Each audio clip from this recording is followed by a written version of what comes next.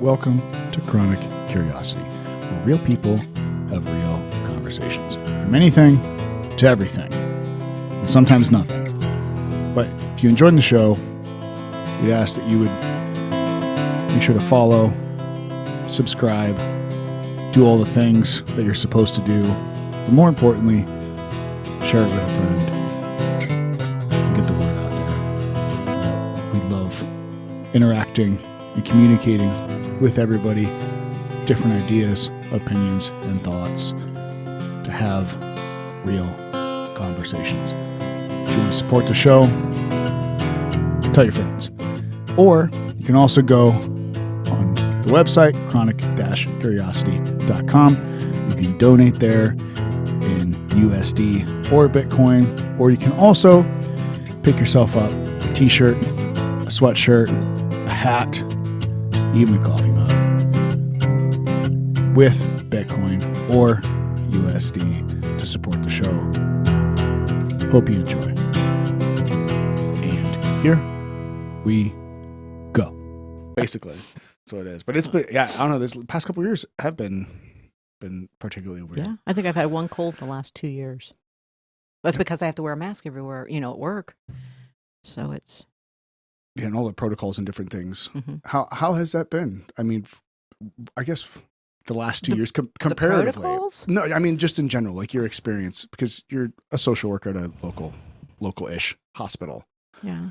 How has that experience been, I guess? Horrible.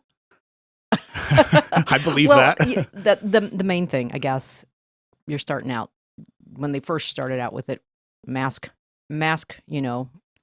temperature taken when you enter the hospital, hand sanitized, mask on. Mask has to stay on unless you're drinking or eating. And at the beginning, I thought, at the end of this, I'm going to weigh 500 pounds because I couldn't handle the mask. And I was constantly, I can eat, I can drink, mask down. Okay, eat, drink. Yeah. Okay, I'm really going to weigh 500 pounds. But you get used to it. Right. I guess. And then they have different masks that we can wear. One of them felt like it was lined with asbestos. It was terrible. Oh, it was, maybe you have the same effect with the beard and mustache. I don't know. But it was itchy. And then they gave us alternatives, and I found one that I like that works for me. Right. All the guys say they're too small and they feel like they're smothering, but I don't have a big face. So. But it's hard because you're dealing with the normal hospital stuff.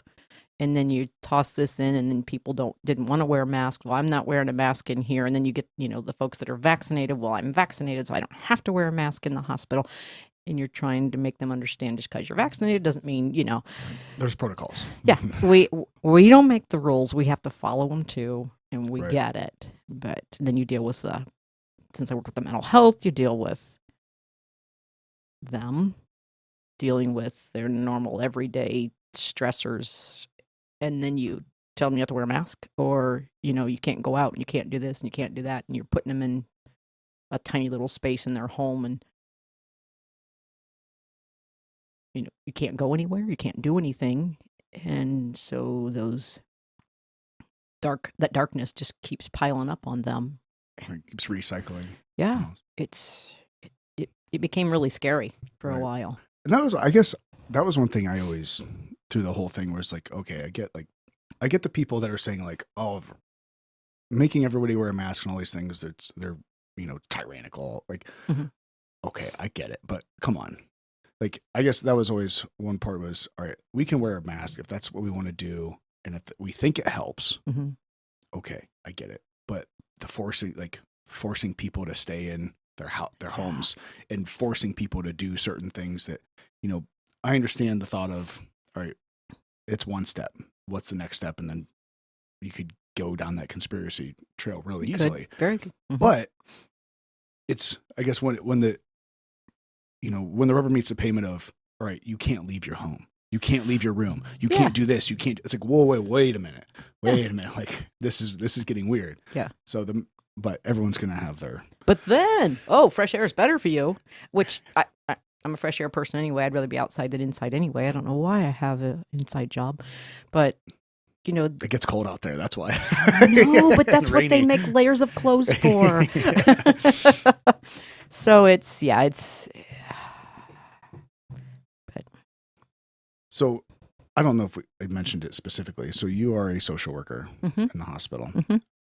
I guess, how did you become a social worker? Because I mean, if people don't know what social workers do, Mhm. um, particularly in like a hospital setting, I can Right. imagine that's a very high stress, and the intensity of the people that you're seeing there. Mhm.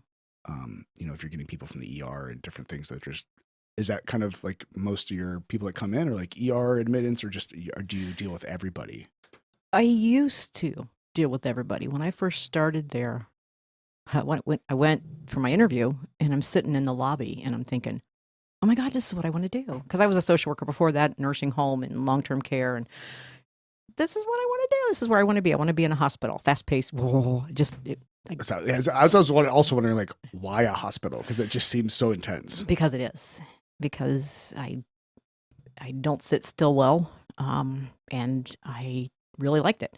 Started out as a medical social worker, helping folks that were medically admitted, getting the resources they needed when they were discharged, like they needed a nursing home for recovery, for therapy, rehab, those kind of things. If they were able to go home for home health care, and sitting with people that were terminal and were dying and comforting their families and stuff. It's like, oh my gosh, it was very stressful and very personal, but I loved it. I loved it. I loved being able to help, and it's kind of why I became a social worker to begin with. Got a thing in the mail, and I was kind of in limbo between jobs, and I'm thinking, oh, I could do this. If I care, I want to help people. I can do this. So I went back to school, and when my kids were little, and got my degree, and then the hospital where I worked kind of push. You got to have your master's. It's going to become a point where hospitals aren't going to hire anybody who doesn't have their master's. They're not going to let you stay. They may not grandfather you in. And I went home and told my significant other, had my evaluation, and he says, well, I'm sure it was good. Yeah, it was great, but they're pushing, and he says, kids are grown, kids are gone. What's the problem? I said, you don't understand how intense this is going to be for me. And he said, you're always intense. It's not going to be any different. So he says, I'm here. I'm supportive. Whatever you need, let's do it. So I went back and got my master's, and he was very supportive. And so it seems like this was after quite a bit of time. Yeah, I was I won't ask how old you were, but like there was. Oh, that's sweet. I guess from there's a big time difference between. So you basically went back to college after. Yeah, I was out of school 13 years before I went back at all. I mean, I graduated from high school, got married, started my family, kind of did everything backwards. And then I thought, this is a good time for this. So then I got my bachelor's, and then worked in that for quite a while, and then went back and got my master's. How long have I had my master's? 2009. Social workers don't do math. No, I'm just kidding. Social workers do math. Yeah. So I got my master's. 2009 is when I graduated with my master's. And in the process of getting that master's, you have to do a lot of what they call practicums or clinical work.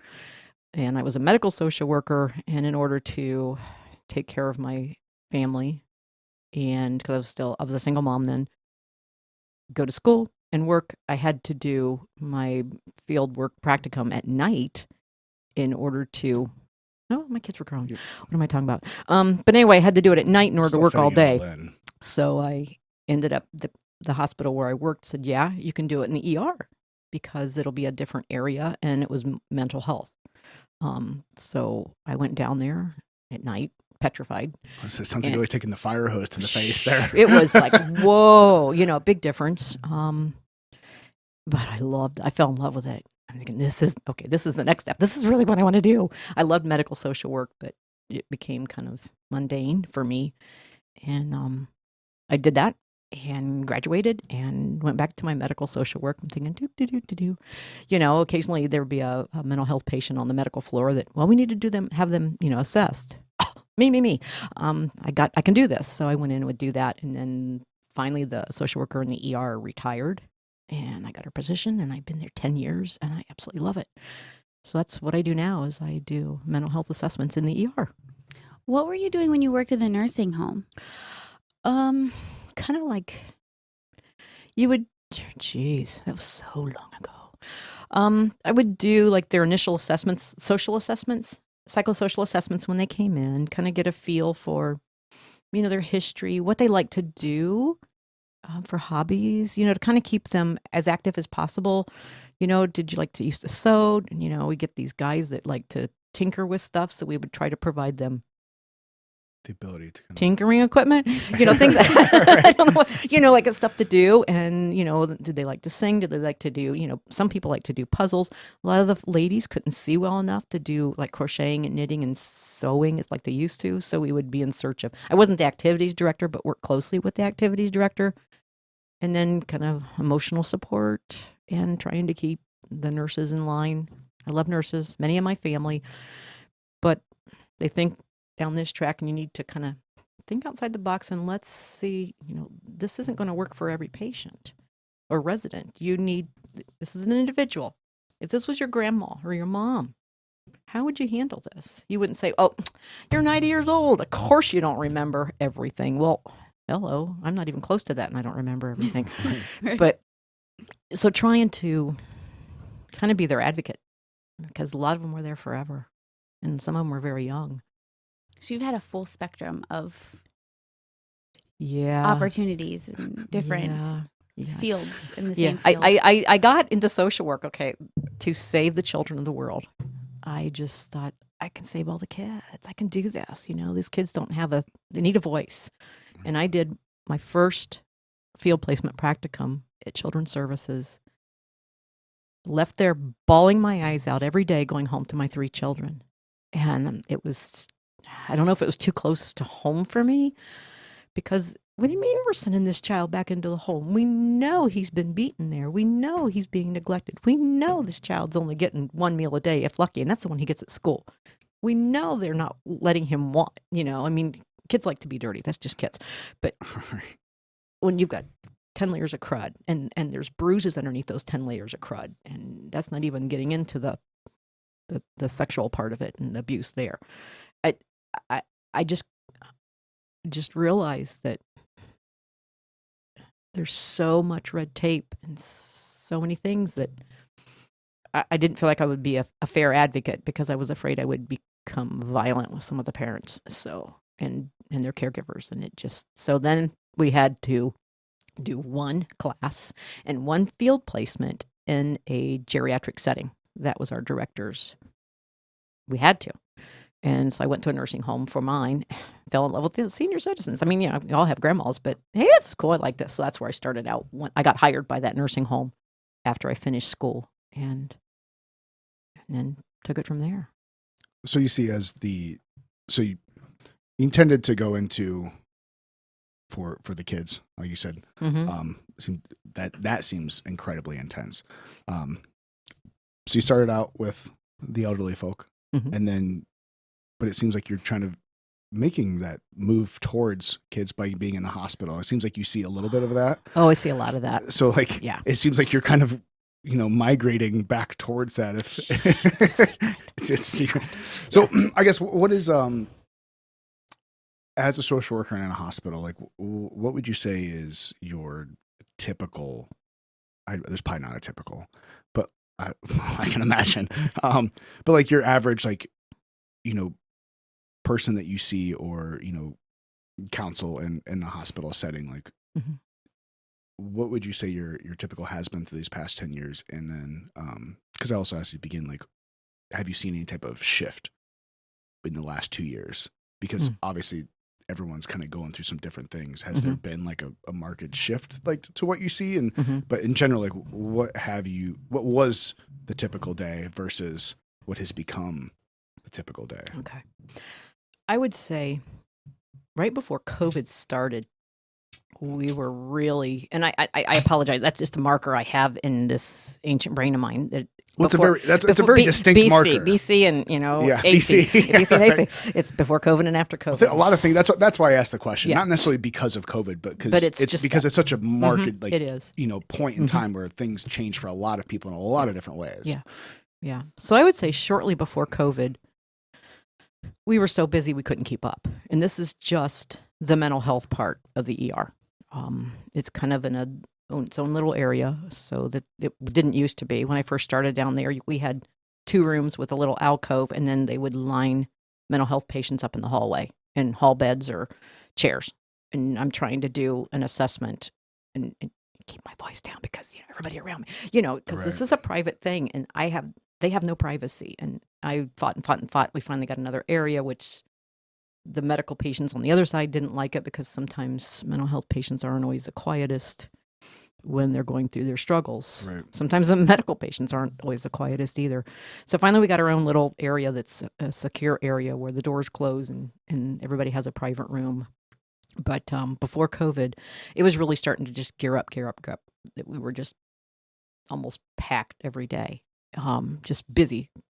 We were doing 12-hour shifts and just, oh my gosh. And then COVID hit, boom. What do you contribute that to? Is there any type of like root thing that you could that you guys saw? Okay, I'm old. I would say one of the big things, and I know it's just more that it's out there now. We've got the internet. We've got all this technology that so many people, are reaching out. There's a lot of bullying going on online. With the kids especially, there's bullying going on. All their Facebook and Twitter and tweet and all that stuff. Yeah. There's a lot of bullying going on. Just go kill yourself. Just you're worthless. And I'm thinking, you don't even know this person. How can you judge? But it might be in Russia. For all you know. Exactly. It started gearing up a lot more then. And I know that we've had the internet and all that kind of stuff more than just 2 years, but before COVID. But that and the drugs. A lot of people self-medicate. The hospital I work in is kind of a hub for a lot of big cities because of the roads that lead into it, interstates. So we get a lot of drug trafficking through that area, and you mix mental health, depression, schizophrenia, any of those type of major bipolar, any of those type of major things with drugs, and it's over the top. And then COVID hit, and it's just like, whoosh, everything was like, everybody was afraid to go anywhere, especially to a hospital. I'm not going to the hospital. That's where they have COVID. Right. And it was like, whoa, this is weird. And then all of a sudden it geared back up again. So it seems, and also from looking from the outside, it seems like the area that you work in has, if you go back in time enough, it was historically like a manufacturing type place. Mm-hmm. How many stories we heard, whether it be in Michigan or, West Virginia or whatever state it is, where you have these, industrialized, areas, mm-hmm. and then those companies move out and then close down. What does it leave the people? So you think that, to me, from the outside, that like was like, okay, because that's very easy to, when those communities break down like that, it seems like that goes hand in hand with drug use as well, because Absolutely. People don't have options. Right. They don't feel like, so they're like, yeah. And it does, but and again, we lost a lot of industry there, and you get the men that I planned on retiring from this factory. I took care of my family. I had great income, great benefits. Now I have nothing. I can't even make my house payment. I can't do this. I can't take care of my family. What's the point? Right. And those are the ones that are right there on that line that are very, very, very, very dangerous and very close. So that's the kind of stuff too. Drugs aside, mental health's a pretty scary place. Yeah.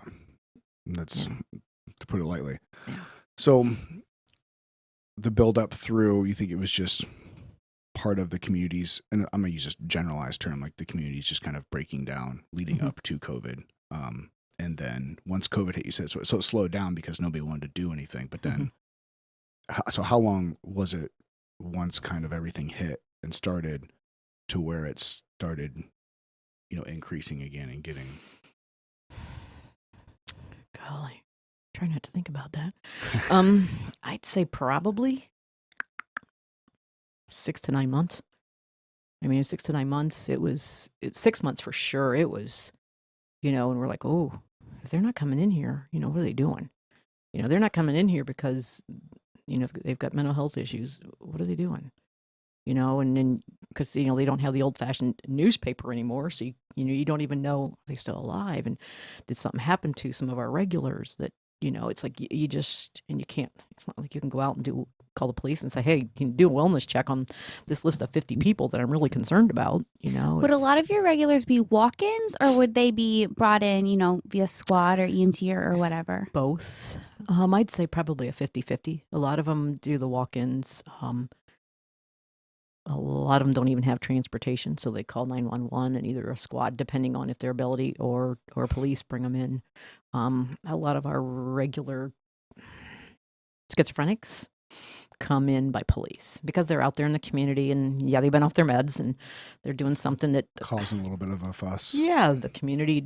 Some people in the community know how to deal with them and work with them, and some people like, oh no, you're not coming to my store and stirring up things.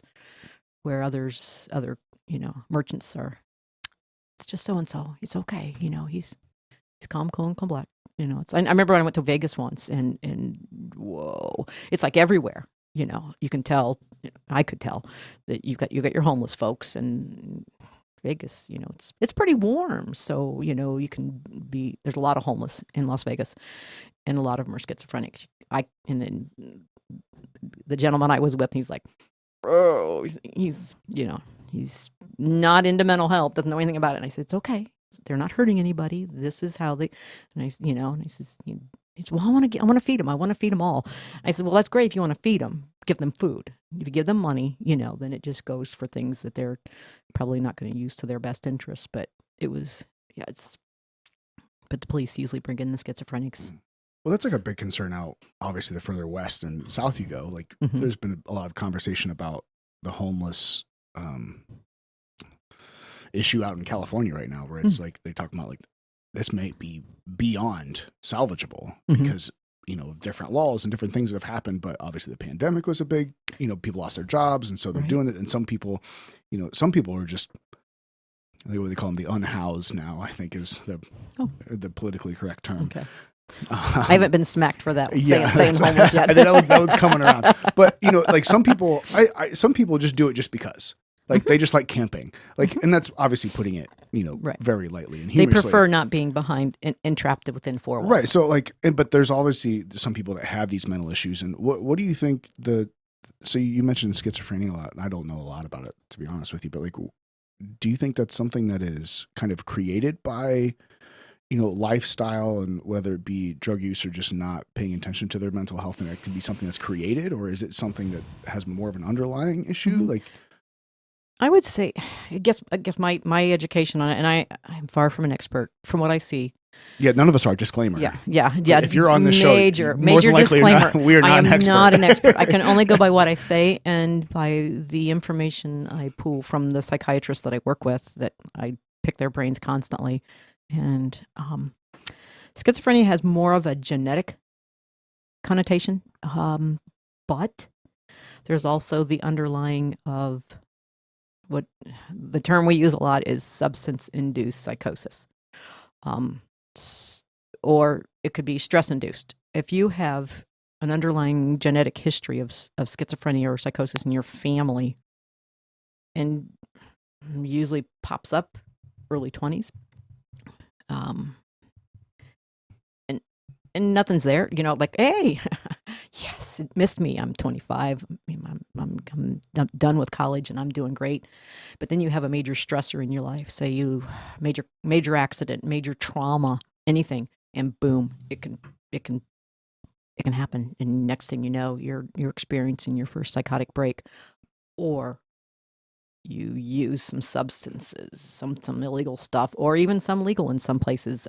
Marijuana has been known to trip a psychotic break. Some people, I've met a few of my patients like, no, I don't do marijuana because, man, when I did that, I had tripped so bad. I was having hallucinations and everything. I'm like, really? That's amazing, because that time I'd never heard of that. Yeah, I've actually heard that more. Yeah, because obviously in the past 10 years or so, the marijuana like field has changed a lot as far as legality and everything else goes. So like, when it first started coming out that people that marijuana could potentially trigger like a psychotic break. People are like, yeah, right. Like, Yeah, I don't know anybody. But when it's the same that like any type of medication, I guess, really any type of drug is you have enough of a populace that takes this drug. Well, eventually you're going to find some people that their bodies don't agree with it. Right. So it's, not necessarily to say that, marijuana is bad but whatever, but there's every single drug has a side effect, Right. regardless of what it is. Caffeine. Mhm. Some people can't handle caffeine. It gives them anxiety attacks, like whatever it is, like enough people take something, Yeah. you're going to end up finding, but I find that interesting because I've heard that, but I guess it's with any drug really would be, Right.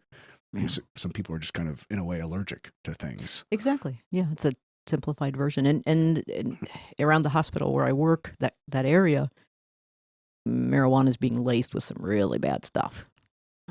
Fentanyl. It's killing people. Right. They found out. I talked to one of the police officers, and he said they were finding rat poison in some of the marijuana. I'm thinking, well, why? And they said, well, it opens your blood vessels. Rat poison, that's what kills you. That's why they give it to rats. It makes them bleed to death. But or they don't give it. I guess they put it out there and they eat it themselves. But then it helps you have a higher high from that. I'm thinking, you cut your supply to make more profits. Yes, and people dying from it, from marijuana. It's like, no way. Yeah. Well, they're not necessarily dying from marijuana, but they're dying. But it's been like, what's been laced with, and trying to get my my younger population that come in positive for marijuana. I said, I'm not lecturing. I'm just trying to educate you on what's out there. Well, I know my supplier. I said, yeah, but your supplier doesn't know what's in that marijuana that they're selling you. You got to be careful. And if you feel different than you ever have before. So you're saying we should grow our own? Well, maybe I'm just kidding. Yeah, maybe this. There has been some growing discussions around, the quote unquote drug war and everything. And I don't know if you've ever heard of. I think was it Dr. Carl Hart. He is I believe he's a professor at Harvard, and he was, I think he started out as a chemist or something. Get me straight here. She's Googling it. But he is obviously extremely well educated person. But he kind of takes an extreme view on drugs. So he says he thinks that every drug should be legal across the board, but there should be channels to which and he even says that he does heroin recreationally. Ooh. Which, okay. Yeah. So, but yeah, it's a really deep, I guess that's his choice. It's a really deep, deep dive there. But what he's saying is, and this is the part that I guess why I understand why he's saying what he's saying, is that if we made these things legal and softly controlled them to where people could know what they're getting, we testing sites and being able to, because when you go to like I'm assuming you go into Colorado into a marijuana dispensary that is licensed by whatever entity, then you know what you're getting. So you would hope, yeah, you know what I mean. So it's his thought process is, well, let's make it legal. Not necessarily like we have street stands on every corner selling all these things, but so people, like, obviously people are using methamphetamines and heroin and cocaine and all these different things, and they're getting them from Mexico or wherever they're coming from. If we make them legal and tested, people are gonna. We haven't done very well in the war on drugs, on stopping drugs from coming in our country. So if we could at least have it to where people, if they're going to do it, know what they're doing and are able to do it in a safe environment and understand like what they're putting in their body, then maybe we would have better control over it, to where we don't have people just ODing because they think they got a joint, but half of it's fentanyl. Like, whoops. You know what I mean? So like, there's obviously a lot of discussion around that. Yeah. And a lot of different things, but that's, did you? Carl Hart is the chair of the Department of Psychology at Columbia University. He's also the Ziff Professor of Psychology in the Departments of Psychology and Psychiatry. He's a professor who's published numerous scientific and popular articles on the neuropsychopharmacology and textbook drugs of society and human behavior. And he has a ton of different books out. I'm sure he does. Does he have one on meth? I don't know. I've never heard him talk. I've heard a couple podcasts with him on. So like, obviously, it's a very, very deep conversation that you can't just throw like things around loosely like that. But it's yeah. I'm just curious. Yeah, but it's an interesting thought because if you look at we haven't controlled drugs in this country. No. And honestly, if you go deep enough, like some people would get real conspiratorial that like there's some fuckery going on with the government and agencies and doing things. Whatever. Yeah. We don't have to get into that, but it's an interesting, thought. How do we solve these problems that we can't solve? Yeah. Well, there's a way to solve them, but obviously they can be messy getting there. But moving into the whole COVID issue, did you see so you mentioned your usuals? And I guess I didn't really think about that. Like you realize 6 months later, you're like, hey, we haven't seen this person in a while. Like, I wonder, I guess this is a two-part. Well, we'll go this. Like, I guess your usuals, are they usuals because they aren't able to receive the help they need? Or are they, and I'm not trying to necessarily talk bad about, people in any sense, or is it they're just not ready to do the work, or they're just not, maybe at this point mentally capable of really getting to where they need to get, that they are kind of this repeat kind of cycle of, being a usual. Yes. It's a combination. When I think about my usuals that I've known for the last 12 years, some of them, they'll come in, they'll, depending on what brings them in, usually it could be a dual, mental health and substances, but we try to, okay, well, this may be causing this, but so those are the ones that kind of hang with us in the ER, maybe even 24, 48 hours to see if the substance they're using dissipates enough that we can get a true picture. Some of them are straight up just substance abuse. We get them where they're okay, they're emotionally stable, they're good to go, and please go here to follow up. Please stay away from the drugs. I beg. Some of them I've actually cried with because, I see them all the time and I know, and they're young, most of them. And I know that eventually they're not going to come in anymore because, because the substances will kill them, or somebody out there is going to kill them doing that thing. It's not a real posh area where my hospital is. We get some that are diligent about follow-up. Straight mental health, they are diligent about follow-up. They have their psychiatrist they've been seeing for years. They have their mental health counselor they've been seeing for years. And they take their medicines the way they're supposed to. And then sometimes, and it doesn't have to be a big thing. There are days that we've all walked a tightrope and one little flip and we're off on the deep dark side. I mean, it's happened to everyone. And if you deny that it's happened to you, then you're bold-faced liar. You're a liar because it's happened to everybody. There's no way that it hasn't. If you're an adult, you've been down that path. I'll say this. I'll put a caveat on that. I think sometimes we just don't realize it. Because I've been in this, personally, I've been in this space where I know I'm in that dark place. But I think looking back, I think it's possible to be in that dark place and just not realize that the lights aren't on and that you just don't, you know what I mean? Yeah. So until later and you look back and you think, oh, wow. Whoa. Yeah. And I think, I think some people, to your point that they may be lying to themselves where they don't necessarily reflect on the past and truly be honest with themselves. And I think maybe that's where they just never really admitted it that, I was in that really dark place. Yeah. Yeah. And it's, if you have the ability to pull yourself out, great.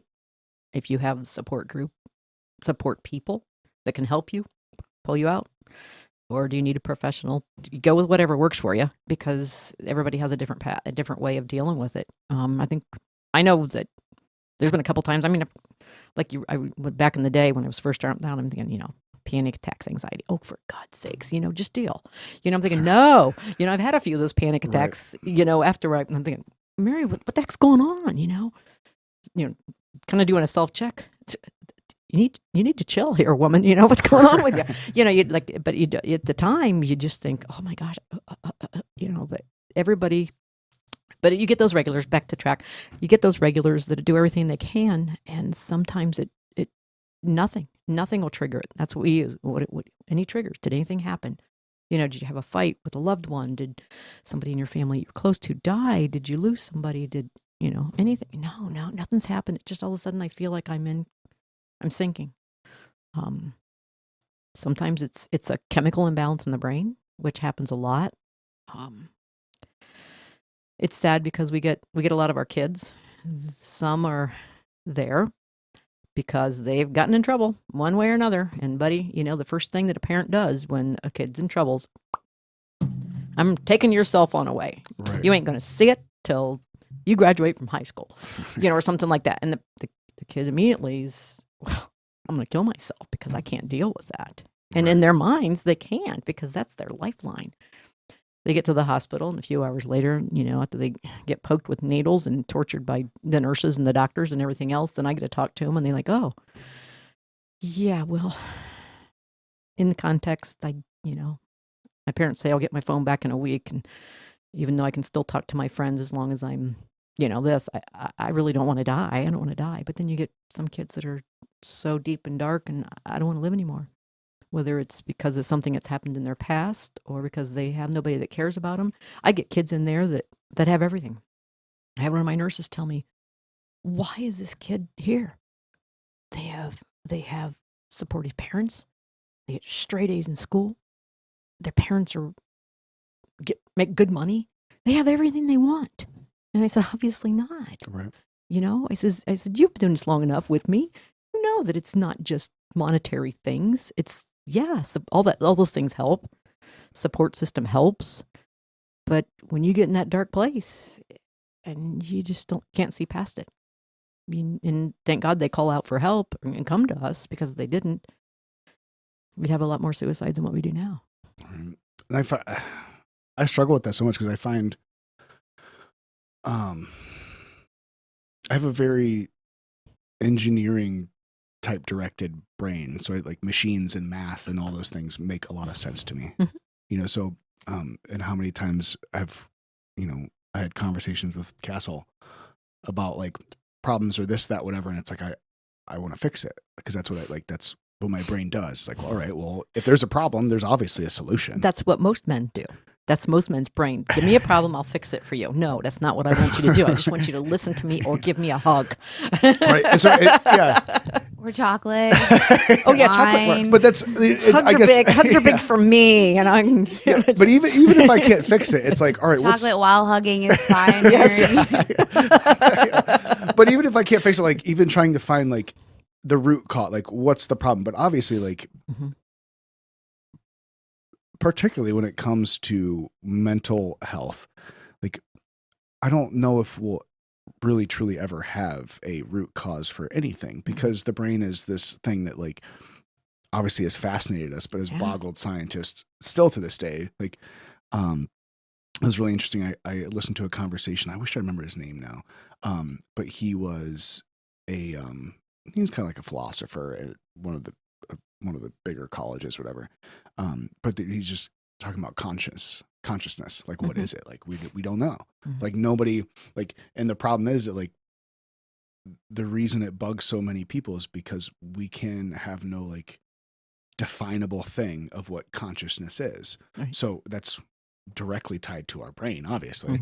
So mental health and consciousness, or these things are like, we have no like scientific experiments or studies or to be able to, particularly nail down certain things. So it's hard to like, how do you know how you treat these things when it's so difficult to understand what somebody else's brain is going through? Right. It's like, like, oh, that's way too much. Like there's just it's not a machine, it's these things that we don't even understand how the brain works entirely. So how are we going to pretend to understand how to treat every single case and every single person? Right. So it's impossible. Yeah. So, And I get that with a lot of my patients, that the ones who come in more than once.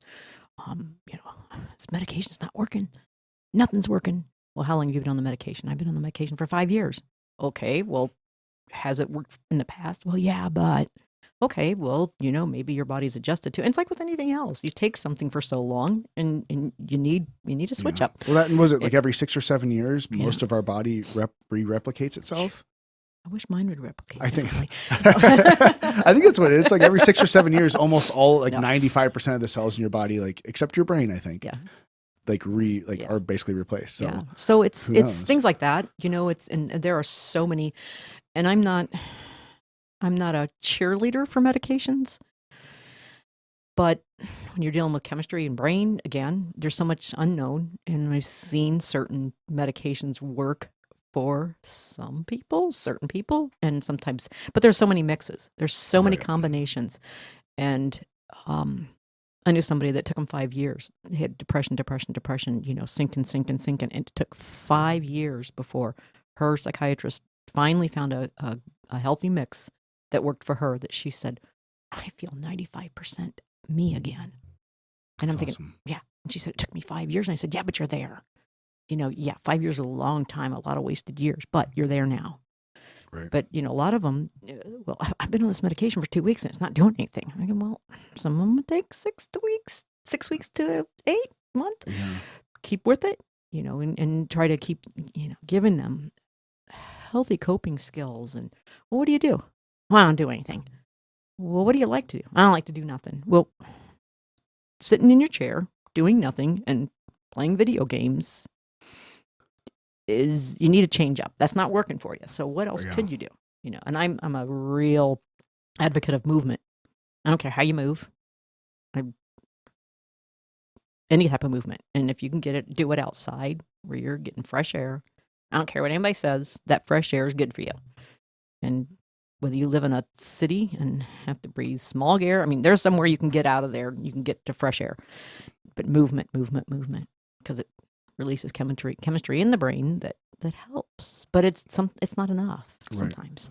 Yeah, it's fast. Well, even going back to the whole consciousness thing, like, and knowing the brain where everyone reacts differently. We said everyone has different allergies, or as a broad term, finding if you can do it without medication, great. But some people, like, if you have that imbalance where something's off, maybe it could be diet. It could be maybe you're not outside getting enough vitamin D, because that's technically a hormone. Like, there's so many different things out there. They're just, I think part of the technology, like you mentioned earlier, that we're in this age where, like, we want everything so fast.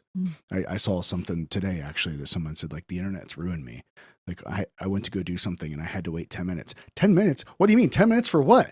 Like, you know what I mean? Like, so, like, like, you take a new medication that, like, all right, maybe you need, maybe you're just in a slump and maybe you need something just kind of balance you out for a little bit, or whatever it is, something's happening. And, 2 weeks will, a typical hormone cycle, obviously it's fairly easy to say for the average woman is a month, roughly, so, like, how can you expect something that is solely based off of hormones and, all these different things in your brain to happen in 2 weeks?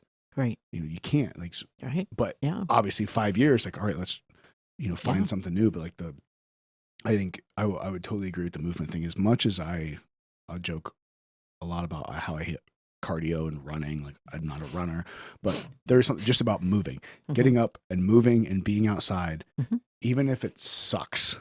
Yeah. After you get done, you go, oh, well, that sucked, but I feel a lot better now. And it doesn't have to be running, It can be anything. You can be walking. Yeah.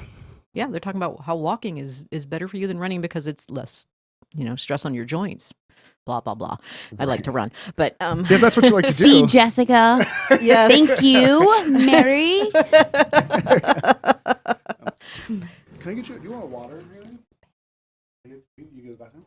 We can take a break. We can stop. We can pause. Yeah, we'll pause. How relationships work, I guess. Yep. If there's nothing else. Or called pick your battles. Yeah, really. Absolutely. Yeah, is the battle worth fighting? And if it's not, then don't fight it. Yeah. As you get older, I think there's a lot less battles. Well, maybe just for me, I should say. I should not for other people. Because some people get older and want to fight more. That's true. But I'm saving mine for when I get to the nursing home. I've done that. Or back from a quick potty break. So remember. Are you saying that on air? Yeah, potty break. We took a potty break. We do that frequently. Why is it still red then? Does that mean that we're No, not on? No, the computer. That's just the computer. Are we? Everything's rolling. Remember where you came from. Yeah. So, we were talking a little bit about marijuana that's laced, basically drug abuse and different things that happen with, how people find themselves in their situations. Mm-hmm. Whether it is drug abuse or it's just some kind of hormone imbalance or, the particularly rough, environment they find themselves in, all these different things. Do you think, so you said yes to basically, like, I asked you a multifaceted question. You're like, yeah, all of that. So you think there really is just everyone's so varied and different that everyone just has their own things that just kind of happen. There's not really, necessarily a specific root cause that you can like pinpoint. Right. There is no one root cause because we're all humans. We're all different. No matter how much everybody wants us to be exactly alike, it ain't going to happen. Right. So it'd be so boring. Yeah. Oh, yeah. Who was it that told me that? If everyone was alike, life would be boring. If everyone was the same, life would be very boring. I don't know. Probably my mom. But see how well I listened. There's different reasons for everybody. I mean, some of them, yes, some of them go down this path. Okay, there was some abuse when I was a kid growing up, or there's this path that, I used one too many drugs, or this path here that, I've got everything. The sun rises and sets in my world, but there's still something missing. I mean, there's just so many different things and so many mixtures of the way people are that categorizing them is it's futile. Yeah, it's not possible. And a lot of the people I work with, because I work with nurses and doctors, I'm the only social worker there in that area. I have some I can reach out to, but trying to get to them to say, whoa. And but for the grace of God, this could be any of us. This could be our loved one. This could be your child, your mother, your father. It could be any of us, because we've all been down different paths. And if we all sat down and said, oh my gosh, if this happened in my past, and if I'd have done this little thing differently, or if I hadn't had this one person that was there to hold my hand or let me cry on their shoulder or whatever, I could have very well ended up here. I could have ended up here. Oh, yeah. All these different paths, and you just never know what's going to. Right. I think that's one thing for sure we do as humans is downplay our interactions with other people. And I will be the first to admit that I was guilty of that a lot more than I am now. I'm sure I'm still guilty of it. But that was one thing that like was always in my head, was like, whatever, like what I do is what I do. Like I'm not, as long as I'm not affecting anybody, this, that, whatever. But I think we don't realize how easy it is to positively affect somebody else's life. Mm-hmm.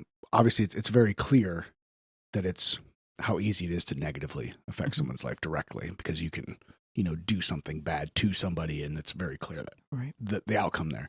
But oftentimes I don't think we realize the positive things we can do mm-hmm. and the positive things that other people have done for us without really reflecting on it. Mm-hmm. And because it's not like something that, it's that looking back and doing that, kind of self-identification of like what's happened and who's helped me along the way. And we just don't announce that as much as, oh, this person wronged me, screw that person, blah, those are the things that just like the news, mm-hmm. Fear and sex and, the salacious cells. Mm-hmm. Same thing with your own life. You get that repeater in your head of all the negative things instead of the positive things. Mm-hmm. So real quick, because I don't want to harp on this too much, but we started talking about like the transition into COVID, that it was that 6 months to 9 months is where it started picking back up. Mm-hmm.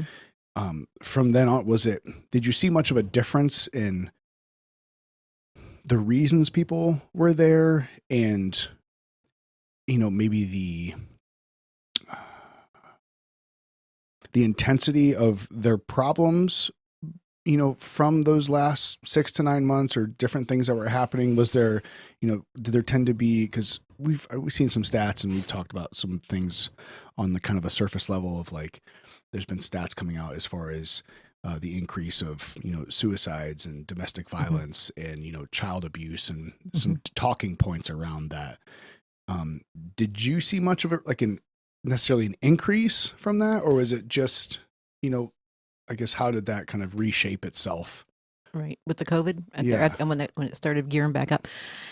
Yes. We would see a lot. We've seen a lot more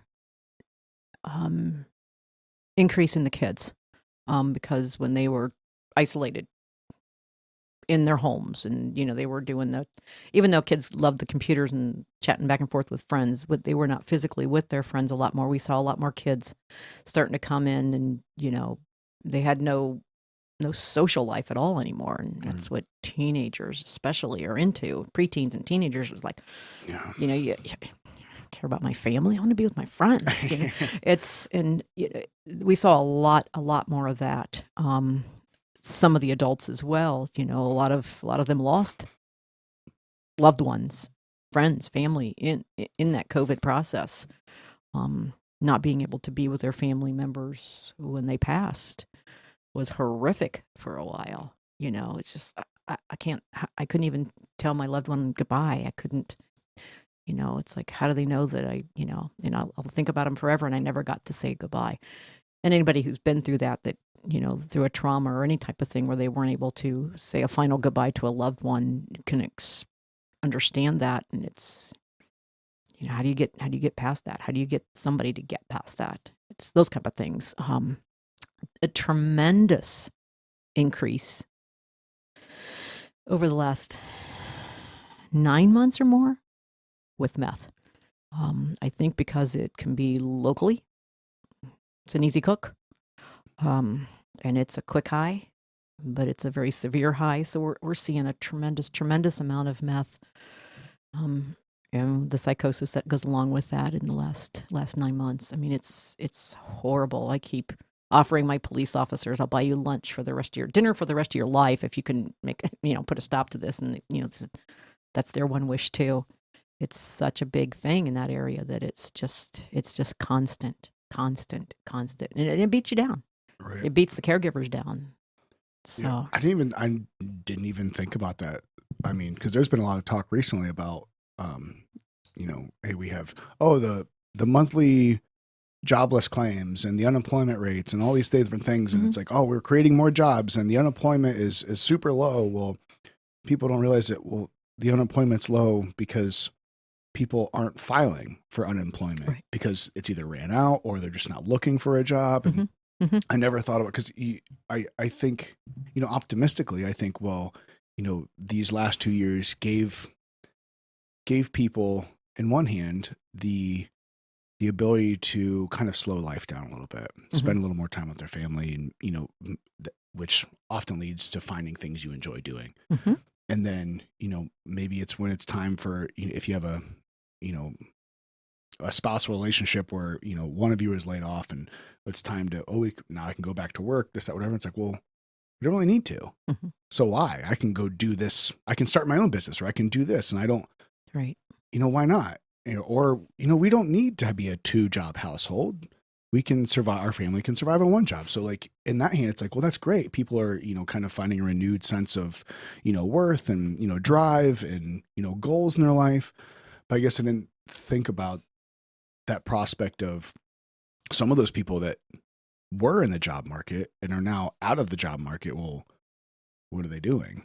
And now, yeah, they could go back to work, but if you found, I guess, despair during that time and found some solace in drugs during that time, particularly meth, it's easy, it's cheap, but it wrecks your life fast. Yeah.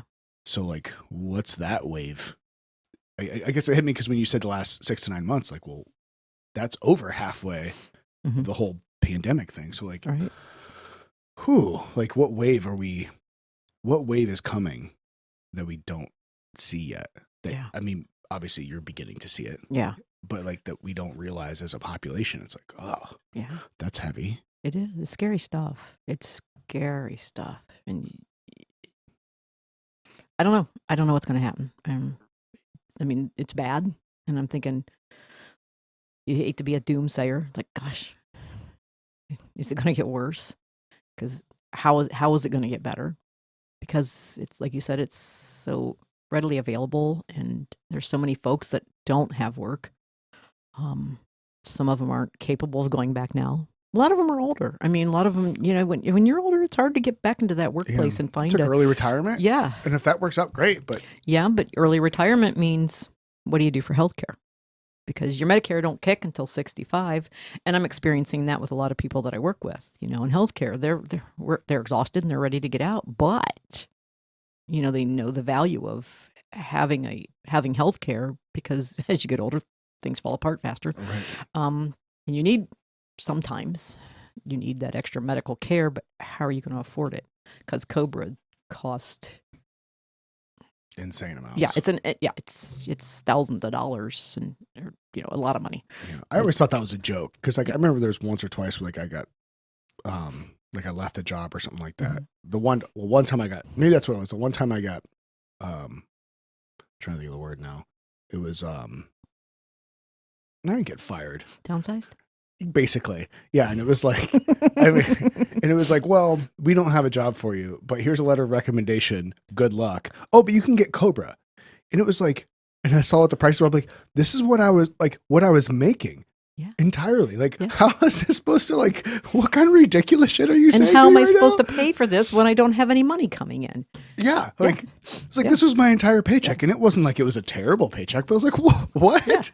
Like, how is this health care? Like, Yeah. get out of here. Exactly. They let us know that we would be fired from my job for not getting the vaccine so that we could get Cobra if we wanted it. That's so nice. That was very nice of them. They made Yeah. sure that we would qualify for that. Yeah, but your Cobra would be, Yeah, I know it's more than $1,000 a month. It's Oh, a yeah, it's- lot. yeah. Yeah, I know it is. Yeah. Because And when I left the job one time, it was like years ago. I'm thinking, who has that kind of money? Yeah. If I had that kind of money, I'd pay for my own health care. I wouldn't need anything. I wouldn't need the job that Yeah. I just got Yeah. fired from. Yeah. Yeah, or whatever. Yeah, I think and people don't like realize how like broken all of it is. And they Yeah. just like, oh, you can get this, but no. Yeah, you see the ones online, or not online, on the TV commercials, and you see that.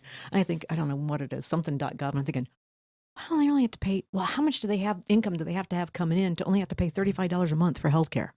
And what's that healthcare provide? Right. Yeah, so that's definitely something I want to research, just to kind of. Yeah. And it's hard because we talked about it too. It's where it's the, obviously in the United States, we have a very, as much of a capitalistic society as ever been seen, which in one hand is great because, it allows people to flourish and ideas to just kind of take off. And I think a lot of times we don't look at like the medical system, where the reason some of our things cost more, there's a dichotomy there. Because one of the biggest examples that I can think of personally, and we had a show about Cass having type 1 diabetes before, and insulin, and that's expensive. So I hear Bernie Sanders saying, there's no reason that Americans should be paying, $150 for insulin when Canadians or whatever it is paying $10 a month. And I agree with that. But a lot of people forget also the reason sometimes our medical treatments cost more is because the United States is one of the highest leading countries in, perpetuating medical advancements. And we're able to do that because we pay more for the medical things. Now, obviously there's plenty of imbalances there and whatnot, but it's hard to kind of wrestle with both of those things at the same time. Like, yes, we have, some of our things cost more. Some of our things are ridiculous, and we shouldn't be paying ridiculous amounts for things that shouldn't cost very much. But at the same time, we have these things because we pay more. We pay more. But try to make sense out of politicians and how they weave all those things together, which is a whole different topic for a different day. And you talk about healthcare in other countries. I mean, I know I have with my significant other family members that live overseas, and I see that you had a family member that had cancer. She had to wait months just to have surgery. By the time she had surgery, it was too late. It was rampant through her body. She died. She was 35. I mean, you think, okay, here in America, except for during that brief COVID thing, buddy, we think you have cancer. Let's go in and get it out. Boom, boom. You're scheduled, and you're scheduled fast. You have to pay for it. Yeah, you have to pay for it, but at least you got a fighting chance because you can't take the money with you.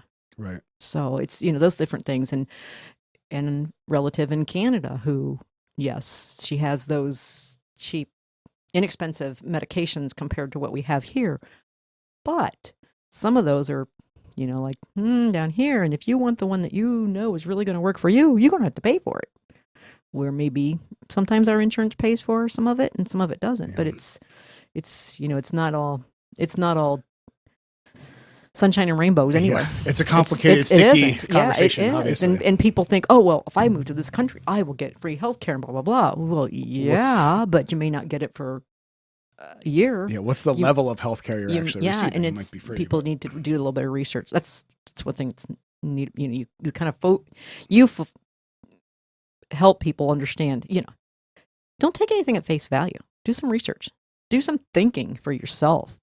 Look into it. Don't just assume that because it's on Facebook, it's got to be the truth. Yeah, you can't. Right? Yeah, it's and that's real. Honestly, that's what this whole thing kind of spurred from. And obviously the chronic curiosity is, I realized that and I don't want, like I said, I'm not an expert on anything. Basically my entire life, I have quoted multiple times on this show, somebody infamously saying, it's just like you talking to me. Just when you get good at something, you quit. And they were very, very right. And that was a long time ago in my life that someone told me, but I've realized now, okay, maybe that can be semi a gift to where I can look at these things and go, I have questions, and maybe you should too. And that's kind of what this whole thing is. Yeah. But it's hard because nothing is ever exactly what it seems, and it's almost guaranteed never what you want it to be. Once you dig deep enough. Right. So you just have to kind of parse it out and go from there. Yeah. And the more you learn, the more you realize you don't know. Yeah, that's for sure. Not you specifically. For sure me. The more I learn, the more I realize I know nothing. But I love learning from people that know things that I don't know. And on that note, I have a couple more not so fun questions. Maybe not fun, but just a little darker questions. But I do have some other questions too. Okay. But we talked about the increase in the struggles with. Let me back up. So we talked about what you typically saw as a social worker in a hospital, and then the pandemic gave you, in the very beginning, gave you kind of a little bit of a break. But then now you're seeing these multiple waves of younger people struggling. Your normal people that you've seen still struggling, and now a new wave of, whether it be drugs and different things that, people have kind of latched onto through this time period and increasing, especially with the kids, like it's, you mentioned in the beginning, that was kind of your reason of getting into what you do. I don't know how much you deal with this, and if you don't deal with it really much at all or don't know anything, you can pass. But I guess like through those processes where families come in and have issues, or kids are, whether they're being abused, or like, I guess what does like CPS, Child Protective Services, like how does that entity kind of work and interface with the public? And like, when is it finally like where they say, hey, like, we can't allow this child to go back into this home? Because that's also a struggle of obviously pulling a child out of a home, but then you hear so many horror stories once they do pull a child out of the home, what happens to them through fostering and all these other, like, it's almost like they leave, one struggle for another. And it seems like from the outside, I've never done a whole lot of research or anything. We've discussed briefly like adopting and different things like that before. But you realize on all the way through them getting taken away from their homes, or, whatever scenario that might be under, whether, they were just given up for adoption at birth or they got pulled from the home, and then whether they're older and through foster care and then to the adoption phase, and like what happens to a lot of these kids when they just get into the system. And even for the people that want to adopt, all the way at the very end of at the very end of that whole process, like seems to be incredibly expensive. And it's like, it seems like we have so many kids that are going through this system and is charging somebody, whatever it might be, $30,000, $50,000 to adopt this child. Like, is that really necessary? Like, the whole system just seems, from an outsider's, like, very muddled and confusing, and it doesn't make a lot of sense. Do you deal with that very much at all, or deal with a lot of foster kids? A lot of foster kids that come in because the situation they're in. Don't send me back there. Don't send me back there. I'm thinking, dude. And I have no control over that, other than I call Children's Services and talk to their case manager and thinking, I don't know what's going on in that home, but we got some serious red flags, and I don't have the power to remove them from that home. Right. I don't have the power to send them back. That's totally Children's Services. Children's Services is their guardian when they're foster kids. And some of these foster kids are put in homes that don't allow electronics. And I get the restriction of electronics, but this is 2021. You can't restrict electronics from teenagers at 100%, or you're going to end up with problems. Right.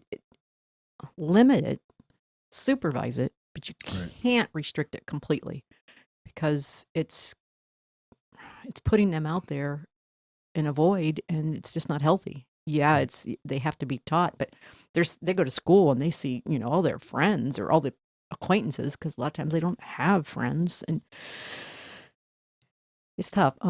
They realize their difference, and Yeah. they see it blatantly. Yeah. Well, now so much schoolwork is on tablets and on the notebooks that are electronic, and whether you have your own or you have to sign one out from school, that's where a lot of it. Kyrie's 10 and she has to type things on a laptop. If she doesn't get to do it at school, she can do it here. But when she sends things in electronically, it's not going away. No, so there's sometimes it's not. you can't even do what you need to do at school without electronics. Right. So that's even more of a gap in. Yeah. I could see it from the child's mind too, from being making them feel even more isolated because they're not. It makes them feel not normal. Right. And I could totally Exactly. Oh, I'm not. See, give me a second here, but basically, I could see it very easily. Their mind being, well, my parents didn't even want me, or whatever the situation, and now I'm completely isolated. My foster, whatever these people are that are taking care of me, they don't really care about me. And then you go to school or whatever, and it's like I'm not even a normal person. I'm not a kid. I'm not like everybody else. So then it just compounds and stacks on top of them. Yep. And limit the stuff we can do. And going back to my parents didn't even want me and gave me up for adoption or whatever, but it's usually the parents are into drugs and illegal stuff or I just say that is from the point of view of the kid's mind, how easily they go there. Absolutely. My mom cares more about using drugs than she did about me. I've had that quoted to me so many times with these kids, and I just want to whisk them. Come home with me. Yeah, I got 4 acres. I can keep you busy. It's like, but I can't. And it's hard. It's I don't deal with a lot of that. It's hard dealing with the system, and it's a system, and it's broken. I mean, we all know that. And every county has a different way they interpret the way the rules are and what they can do and what they can't do, and when it's serious enough, and they call and say, well, we'll call them, and they'll say, well, okay, we'll investigate that. No, you need to investigate it now. That means you need to be here in my hospital, in this kid's room now, within an hour. And well, I'm an hour away. Well, that's good. Start driving now. because this is not acceptable. You can't just leave this child, go back to this home, or leave this child in the emergency room all night because you don't want to leave your comfy home. And I obviously you can tell I get passionate about that kind of stuff. I love kids. I wish I could save them all, but I cringe when I see one come through the door anymore, because I don't. You have there's so many different facets as adults. Yeah, we have all of our past. We have our dark things that we have hidden, but a lot of times I can read an adult better than I can read a kid. Right. The kids are they've been through so much, and they're honestly pretty good at hiding stuff. So I can sit down and talk with a kid, and I absolutely love them. But I feel like my hands are tied when it comes to helping them much, other than keeping them safe in the moment. If you're suicidal, I can make that happen. That I know I can keep you safe for a week or so. I can get you admitted somewhere and keep you safe, but I can't be in your home with you to protect you from those evils or the evils in the world. It's scary stuff. That's why it's so important. I know a couple that have a wonderful child that they are the awesomest parents ever, and they teach her, the world's a scary place, but when this happens, you have these tools, you have these coping skills, you have these methods to help you get through bad times. They make her think rationally, logically, and let her be a kid too. Yeah, it's hard because like you mentioned that kids have the ability to hide things well, Mm-hmm. and I think because it's what's learned. They develop. Well, maybe it's not even learned. It's something that just me reflecting on my own childhood. Maybe at this point where it's you do something just because you don't know why. It's almost like innate, like it's just like a survival instinct. Mm-hmm. But then I think that eventually is in plenty of cases where those kids grow up, and if they don't ever seek to try to not necessarily even figuring out their problems for society's sake, Mm-hmm. but their own, then they grow into these adults that just don't quite necessarily fit. I don't know if you want to necessarily fit in with society, but being able to deal with it and deal with other people in a positive manner. And be comfortable with yourself and say, I'm okay with me. I'm okay with me. I've been through this and that and the other, and I can deal with it. Okay. Maybe it didn't turn out the way I wanted it to, but I'm okay with who I am. And that's so important. And most people aren't, even as adults. Most people are not okay with who they are. Yeah. And if you're not okay with who you are, what are you doing? Yeah. It's kind of like basically goes back to if you don't love yourself, you can't love anybody else. Right. So it's tough. Yeah. I've said that plenty of times where like you said, if you can't take care of yourself, or like I said, take the beam out of your own eye before you talk about somebody else's. Right. If you can't appreciate who you are, and it's not even necessarily, a lot of times it's looked at as selfish, or like, well, I only care, like that person only care about them because they they love themselves. Well, you should love yourself, so that way you have tools and the ability to be able to give parts of yourself to other people. Because if you don't love yourself and understand like who you are, I actually had this discussion not too long ago with somebody messaged me and was just asking some different questions. I said, look, first thing you got to do, if you want to be happy, you have to be happy with yourself. It means you have to love yourself. Right. And I was like, and not in this like, I'm on my 600-pound life and I have a beautiful body and I love my body as I am. Like if you do, that's great. But like, you have to just who you are as a person, right. What you stand for, what you believe in. Like you have to, like, you almost have to like relearn, like not relearn, but you have to like figure those things out, right. Because you're not born like knowing what you believe and what you want to do with your life and how you want to be and how you want to interact and interface with the world. Like you have to figure that out. So figure that out and appreciate who you are, so you can not so you can, bless everybody with your presence, but so you can inadvertently bless people with your presence by being a good person to them. Right. Because you understand where you're coming from and what you, yeah. And I think that's, I don't know if the social medias and all those things have, kind of led us down a weird, strange, distorted path of what reality is, but here we are. Yeah. I guess, is there anything, whether it be locally, because we're in Ohio, but is there anything like locally or things that you could suggest that people could do or support for, younger kids like that, like we just talked about, the CPS, Child Protective Services, and fostering and adoption and those type of things, but also like mental health or like anything like people can do that just want to help? Like what would your be suggestions? Obviously there's personal things that people can do to people that they know, but like, is there anything bigger that like, the most needed is more. When I have one of my kids come in, and I speak to most of my kids are teenagers, adolescents, maybe a little bit younger, preteen. The parents like, we're trying to get them into counseling, and they need somebody to verbally throw up on. That's what I say. You need to have somebody you can verbally throw up on, and they're not going to come back and bite you in the butt later for it. Right. It's great that you have friends to talk to. It's great that your parents, you're comfortable talking with your parents, but you have to have somebody when you are this, that you can give all this stuff to. It can help give you paths that you can, plans and coping skills and suggestions. A counselor is not there to say, you need to do this. That's, but how can we work through this? What would be the best way for you? What works for you? Those kind of things. But if they don't have, and it takes months for these kids to get in.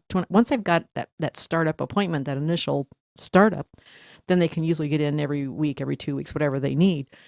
But there's so many, and it takes, sometimes I've had moms come in there in tears and I can't get them in for 3 months. They'll be dead by then. They'll have killed themselves, or they'll be in such a dark place that I'll never get them out. I'll never get my child back. And I get that. And that's so frustrating because we have rehab resources. Our county's not terrible. It's not as big as, like the Columbus area or Cleveland area, but it's still not enough. And there's not enough dollars out there. There's not enough money out there to do everything, we want anyway, but and that's why so many of them end up in the emergency room, because the parents just don't know where else to go, or the kids don't know where else to go. And at least they've got somebody's ear for a few hours if they're there with us. And it's hard, because how do you get more people passionate about helping kids? There's so many kids and so few people. And then there's a lot of people out there that say they're helping, but they're not. So that's another can of worms. Yeah. I think you really sparked something where it realized that, you can have open and honest and, parents and friends that are willing to listen. Mm-hmm. But it takes a special person to be able to talk to if you have, whatever your issues are. It takes a special person to be able to have a completely 100% honest conversation with, that they're not going to hold it against you in any way, shape, or form. Even no judging. No judging. Like your parents can be the love you beyond anything else, but there's still a parental thing there that goes, well, this is what you need to do. This is you're my child. Yeah, and this is what we have. Yeah. Mm-hmm. So there's still some parental boundaries there, and like with a friend, like I can imagine it being extremely hard for younger kids, particularly teenage kids, even adults, to where, that friend seems, like your friend at that point. Mm-hmm. But then 6 months down the road, are they going to throw it in your face? And they usually do. And so I see that. Mm-hmm. So what I hear is, if people can just be fucking nice and loving to other people, and not hold, their, past or whatever against them and use it against them, like that's right. Because it takes somebody special to be able to listen to someone's problems and not only not take them on, but not hold them against them. Right. And we can't do that as an adults. How do we expect our teenagers and our adolescents, how do we expect them to do it for each other if we can't do it as adults to each other? And some people can, adults. And there are some kids that are very supportive, and I've been down that road and I know what it's like, and but majority of them are not capable because they're not mature enough. They haven't been through enough life experiences to be that person. Yeah. And even then I've met 40 and 50 and whatever age year olds that are just as bad as, Oh, yeah. Total high jerks. school, like Yeah. talking their clicks and talking behind people's back. It's like, why? Yep. It's like, yeah. Which is probably why I have less friends than I ever have, because, it's like, sorry, I'm not going there. It's like, I don't care. I mean, I care about other people, but I don't want to hear all the dirt. It's like, seriously, that's their dirt. I don't want you to know my dirt, and I don't want to know theirs. Yeah. If I'm listening to dirt, I want it to be from the person that's talking to me and asking me like, hey, like, I'm not, I've said this plenty of times, I'm not an expert on anything, but if someone wants to come and talk, like, regardless if I know that person, I've discussed a little bit before, like, with my background and like going through the things I've gone through, like, I want people to be able to have an ear. Sure. So if someone has an issue or someone has something, they like, I'll talk to you. Yeah. But I don't want a third person coming in and saying, oh, yeah, no, like that's it. Like whatever you say Fred to me. told me that this and that and the other. I'm thinking, no, I don't. Yeah. Whatever you say to me, whenever I say to you, I expect that's it. That's where it ends. Yeah. It's for your benefit only. My, whatever it is, that exchange, like, I'm not going to go and tell other people about it because why? That's not, because now I'm doing that thing to help you, and now I'm just doing it for for gossip. Your own, building yourself up, or thinking it's building yourself it's gross. up. Yeah, it is gross. It is. It's so gross. I can't deal with gossip. All those things, like, people are like, "Oh, did you hear this about this person?" I'm like, no, I didn't, and I don't care. Like, no, I'm out unless it's like severely impact me, like, directly. Mm-hmm. Yeah, I'm out. I don't care. A hand. So how do you personally decompress from all of that? Oh, because that's just like a cheers. Because that just seems like a day in and day out battle. It's got to be heavy. Yeah. I'm better at it than I used to be. I think right in the middle of, and just because I go back to COVID a lot, because it was very stressful. I was working in the ER when it was like exploding with, and because the mental health was down, it was exploding with illnesses, and I was kind of became the social worker for the nurses and the doctors down there, because everybody was panicked at the beginning. It's like, oh my gosh, this is, New York is piling up bodies, and what's going to happen here in Ohio, and how are we going to handle this? And I don't want to die. I've got kids at home, and I got a husband, or I've got a wife, and just kind of like, whoa, So I became the ER counselor, and I get that, but it's, and my boss at the time did my yearly evaluation. She says, I've never seen you handle anything as well as you've handled this. You did great. You blah, blah. You were always so supportive. And I'm thinking, how did you keep from panicking? And I said, I don't know. I mean, maybe because I wasn't in the room as much, garbed up with 10 layers of isolation stuff on and face to face with them as much as they were, but I don't know. Maybe it might be maturity. I don't know. But I've learned over the years that if I don't, again, back to that, if I don't take care of myself, sorry, I talk with my hands. If I don't take care of myself, I can't take care of anybody else. If I am a blithering idiot crying in the corner, yeah, I need that sometimes, but I can't be who I need to be to others and be supportive if I'm not healthy. Now I know that I like to run. I like to ride my bike, and I like to swim. COVID, the pool closed. Bicycling, I kind of moved out of the area where I used to cycle with a bazillion people and used to love doing it. It's not fun to do alone because I can ride faster than others, and then I don't have to worry about the dog biting me because it's going to bite somebody behind me. But the running I continued to do. And then last winter, I had hand surgery. And I stopped running because it hurt, even though it was silliness. And I was doing yoga before that, and I liked that. But then I couldn't support my body weight. Mm-hmm. So I couldn't do any of that. So I was kind of like just putzing around. And then I finally got my running back up to 1.5 miles and thought, okay, I still didn't feel great.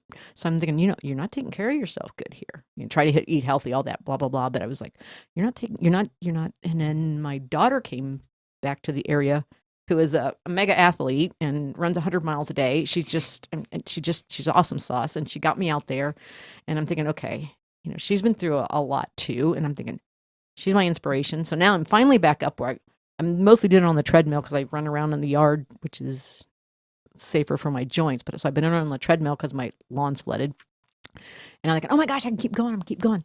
But the norm was do 3 miles and then you're done. And I'm thinking, I'm going to go another half mile. And I'm like, I get up to 3.5 miles and I'm like, my daughter would be so proud of me. And, it's like, but she was an inspiration to get me back out. And then I realized just the other day, I'm thinking, holy crap, I feel so much better just doing that. And I know there's a lot of people that can't do that. Right. They're not able to do that movement. So, but I can't talk about it at home. I can't talk to a lot of people about the stuff I see and the stuff I do because of the HIPAA regulations and everything else. Because if I talk about, and a lot of people do that. A lot of people do that at work and it drives me nuts. It's like, dude, you shouldn't be talking about that patient. And then somebody else comes in. Oh, did you see so-and-so was back on? You can't do that. Yeah. Time out. That's major. And my mom used to get mad because I wouldn't tell her when one of her relatives was in the hospital. That's on the medical side. I said, HIPAA, Mom, I can't do it. I'm not going to lose my job. If they tell me, I can tell them. So there's a lot of things I do. I guess I don't eat 100% healthy. I will be the first to tell you that I like my sweets, but not 100% because the body weight, you got to keep it down as you get older. But French fries are my downfall. So when my granddaughter comes to visit, we get French fries, even though her parents aren't real thrilled, but they allow her. But I would say movement. I have a big garden. I love being outside. I love being outside all winter too. I don't like snow on the road, but I pray for snow in the wintertime because I can go outside and snowshoe, which is a heck of a workout compared to running. But again, movement. When I'm at home, as you can probably tell by the way I yak, I don't sit still long.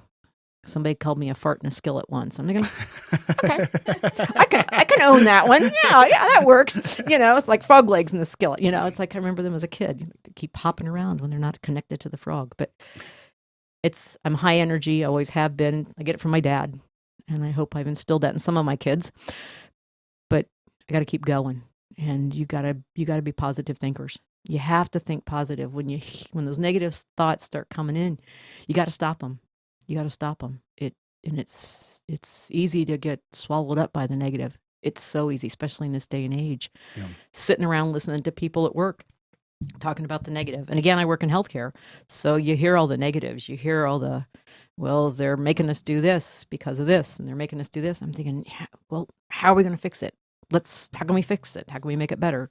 Can we, they've started some protests and that kind of stuff. Okay, at least we're trying. Right. But the negative thoughts in your own head will destroy you. Amen to that.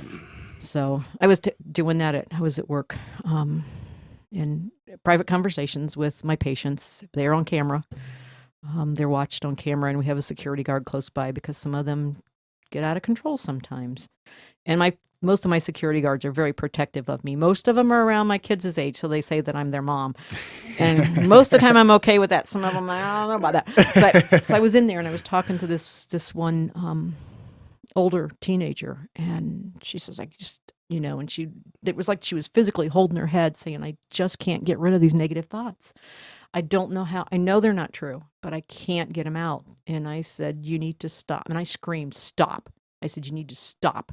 And she looked at me. Security comes busting through the door. And I'm thinking, dude, what are you doing? He said, well, you were yelling, stop. And I says, I'm kind of, graphic here. I says, get out. So I told, and the patient says, whoa, that worked. And I says, that's what you need to do yourself. And I said, sometimes when you're in school or at work, if you yell stop, people are going to freak like they just did. Right. But you got to stop those thoughts, and you got to have you a list of anything positive, anything. The sky's blue, the sun's shining. My mom and dad love me. I have this or that. I love the color of my eyes. I'm a caring person. Anything I said, make yourself a list. Stick it on sticky notes. Stick it everywhere in your house. Drive your family crazy with the sticky notes everywhere, but you've got to be able to stop those negative thoughts. And if you can't stop them just by switching, just yell stop as loud as you can. It works. She said, yeah, it does. And I don't know. You got to take care of yourself. And it's hard. It's a constant battle.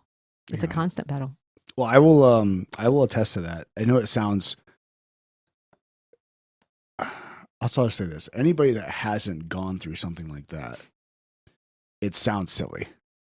Like you hear those people like, oh, like have a mantra, like repeat these things or whatever it is. Like say, if you've never gone through that, you know, I kind of refer to it as maybe like a mental loop where, you know, those dark thoughts or bad or negative things are just on replay and you just can't get them to stop. Yes. That's actually, as ridiculous as it sounds, like I could see that being a thing. Like, obviously you might want to make sure you're alone before you start screaming, but you know, sometimes, or warn those around you, it's going to happen. yeah. Hey, sometimes you just got to scream and stop. Like, no, I'm not, like you literally have to have that conversation with yourself. I'm not doing this. I'm not doing it. Right. We're going to think positive things, whatever that can be. Like, I'm not doing it today. Not right now. You know, and sometimes it's that minute by minute battle of no, not right now. Yeah. Not doing it. Yeah. Positive, something. And it's a battle. It is. Because you're the only one that ultimately control those thoughts in your own head. I can't control your thoughts.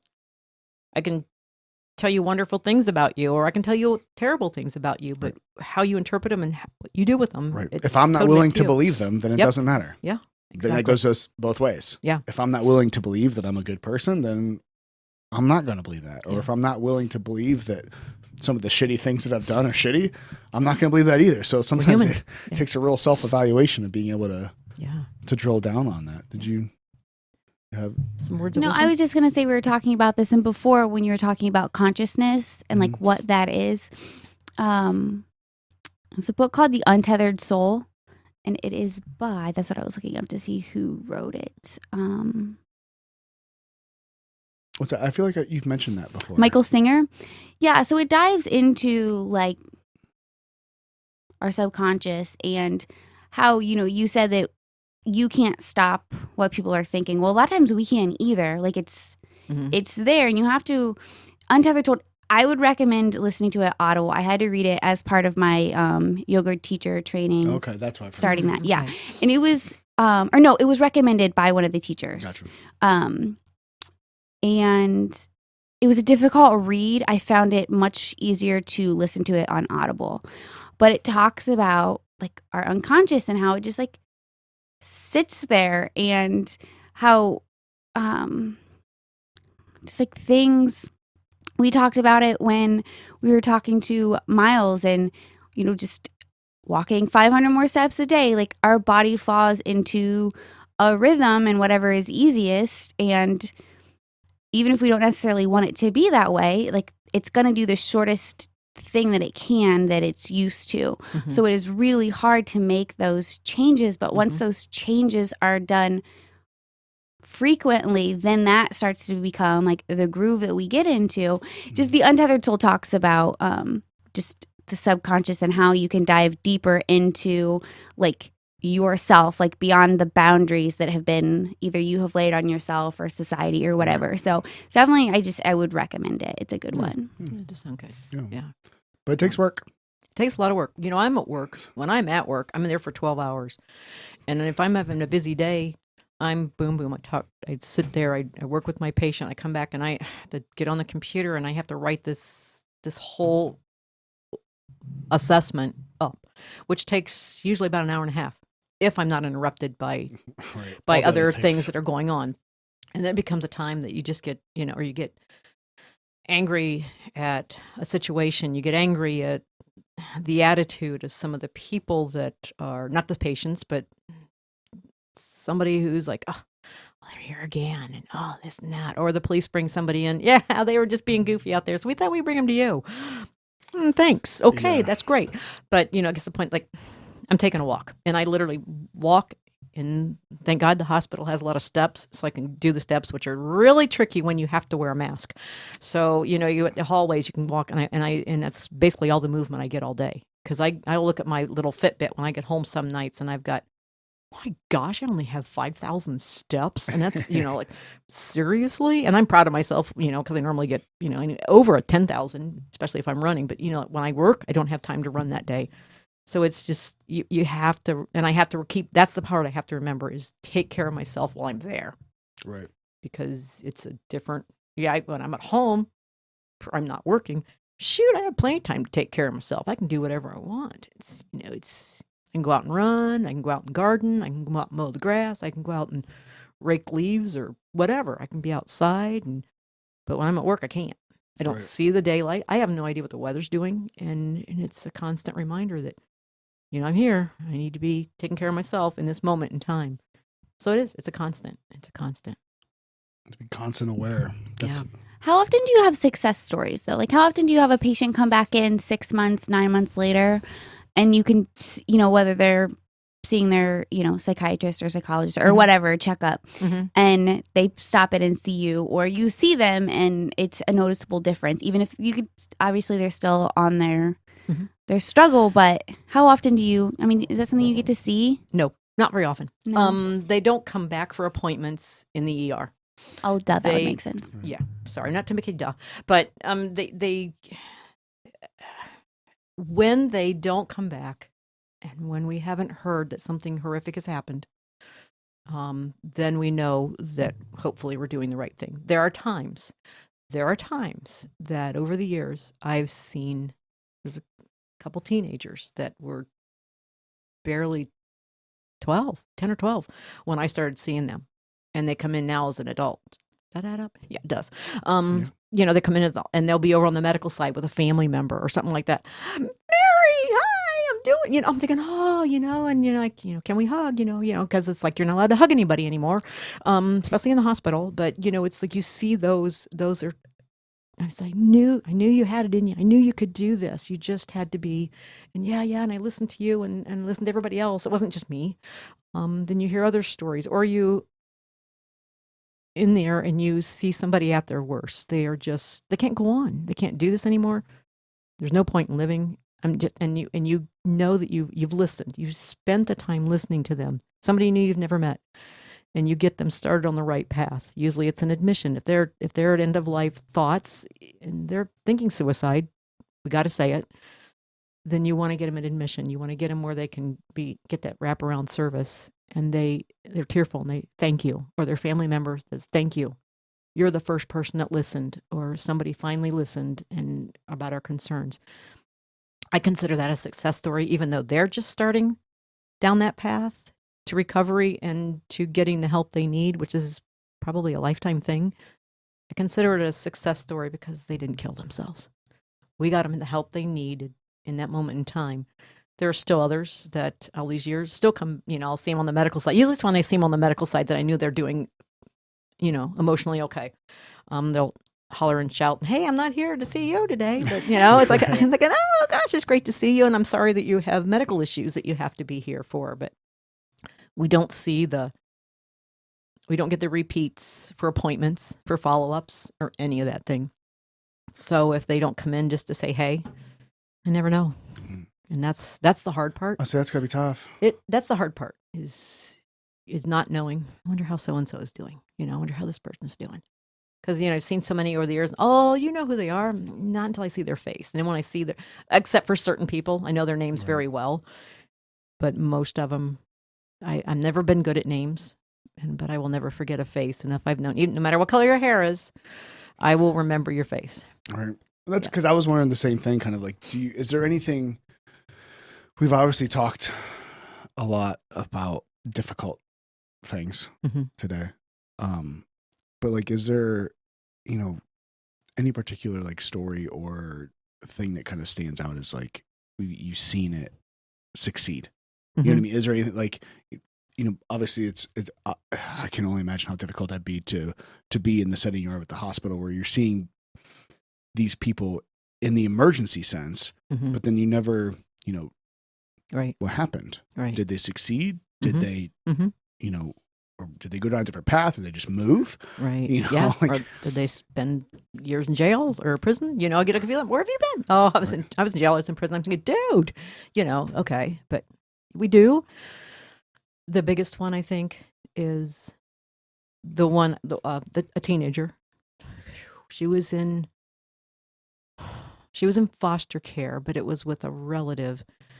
But she was headstrong.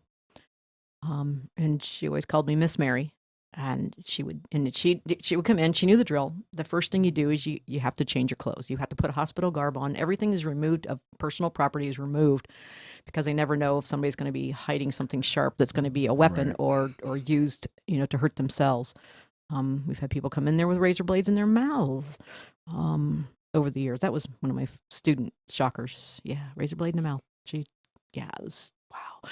But this young girl, and she hated needles, and she would scream, and she would kick, and she would do everything. And I got to the point where I would just sit down with it right on the cot, which you're not supposed to sit on the cot beside the patient. But I'm thinking, it's a social worker thing. And so I sit down and I said, you know the drill. You know that they have to do this. If you come in here, she said, well, I don't want to be here. I don't want to be anywhere. I just, I hate my life. I hate the way everything's turned out. Nothing's, I said, I got it. Life can be shitty. But right here and right now, we have to help you. And you know that if you don't give up that blood voluntarily, they're going to hold you down and they're going to take it. And that's not fun either. So holding her hand, she would death grip it. She would let them take her blood. And then, and we would get her to the point where she would need admitted or whatever she needed. She came back time. And it was a point like the nurse was like, oh, here she comes again. Oh, but she was such a struggling kid, and she was so out there. And I kept saying, and as she got older and older, she was so close. She's like 17 and a half. I said, just hang on. You're almost there. You can do this. You can do this. She had so much potential. She wanted to be a nurse. She wanted to help. I said, I don't know why you want to be a nurse when all these nurses do is torture you with needles. But, we'd laugh about it. And she said, no, I want to be a nurse. I want to work with kids. And I said, that's great, because you would be the perfect person because you've been down that path. You know how horrible it can be. Finally, she turned 18 and disappeared. We didn't see her. And I'm thinking, and every once in a while you think, I wonder where she's at. Right. And then, again, next thing I know, I hear somebody hollering my name, and I'm out in the medical part of the ER, and I turn around, and there she is. And I'm thinking, what are you doing? And she says, I'm here with my fiance. He's older than me. And I said, okay. And I said, is he all right? And yeah, he's sick. They're working on him. He's going to be okay. But I had to bring him in. And I said, great. And she said, can I hug you? And I said, and of course, by this time, I'm bawling because she is a young woman and she's pregnant. And she's like, I'm so excited. I'm going to be a mom. And I said, and she hugged me and she said, she thanked me and thank everybody everybody you see, just thank them for putting up with me all those years. I finally got to the point where I kind of figured things out. And I said, well, you're going to continue to figure things out. And I says, and remember, you're not going to be perfect. You're not going to be the perfect mom. But you can be a better because what you've been through. And every once in a while I see her, and she's got 2 kids now, and she's happily married, and it's just awesome. I mean, that's she's like my poster child, even though she's not a child anymore. She's a young woman. Those are the kind of things that's one of those brief, very few times you see a success story, because most of the time we don't have any clue what happens to them after they leave. So it's pretty special. Well, honestly, can't think of any better way to end this than that right there. Yeah. So just be nicer to people. Yeah. Thank you. Yes. Because you never know what other people are doing, what's going on in their minds and their lives. We don't know what's going on behind those closed doors. Yeah. Thank you very much. You're welcome.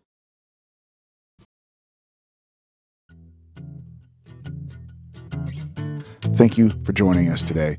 Remember, check out the website, chronic-curiosity.com, to join us at the forum, have some fun, interaction, pick you up a comfy t-shirt, or if you just want to support the show and donate, all that is on the website as well. Thank you. Until next time. See you.